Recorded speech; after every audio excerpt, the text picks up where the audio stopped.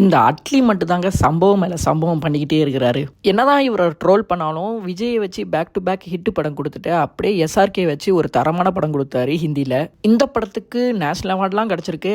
இது ஓல்டு கண்டன் தான். இப்போ என்னன்னா அடுத்தது அல்லு அர்ஜுன் ப்ராஜெக்ட்னு ஒன்று இருக்குதுல்ல, அது பட்ஜெட் இன்னும் நீடிச்சுக்கிட்டே போயிட்டு இருக்குதுங்க. இப்போ ரீசெண்டாக வந்த நியூஸ் என்னன்னா ப்ரீ ப்ரொடக்ஷன் பட்ஜெட் மட்டுமே கிட்டத்தட்ட 700 crores தொட்டுருச்சான். அது மட்டும் இல்லாமல் இந்த படத்தில் வில் ஸ்மித் நடிக்கிறதா சில ரூமர்ஸ்லாம் வந்துகிட்டு இருக்கு. அந்த ஆள்லாம் நடிச்சா கிட்டத்தட்ட அவருக்கு மட்டுமே 200-300 கோடி, அதாவது இந்திய மதிப்பீடுபடி கொடுத்தாங்கணும். சரி, அப்படி இருந்தாலும் 700 கோடி செலவு பண்ணி என்னப்பா பண்ண போறாரு நம்ம அட்லி அப்படின்னு கேட்டா இப்போ ஒரு புது ட்விஸ்ட் ஒன்று வந்திருக்கு. அது என்னவென்றால், இப்போ நம்ம சின்ன வயசுலேருந்து பார்த்த வார்னர் ப்ரோஸ் அவங்களும் இந்த ப்ரொடக்ஷனுக்குள்ளே வர போகிறாங்க. அதாவது கலாநிதி மாறனும் அவங்களும் சேர்ந்து இதை படம் பண்ண போகிறாங்க அப்படின்னு சொல்கிறாங்க.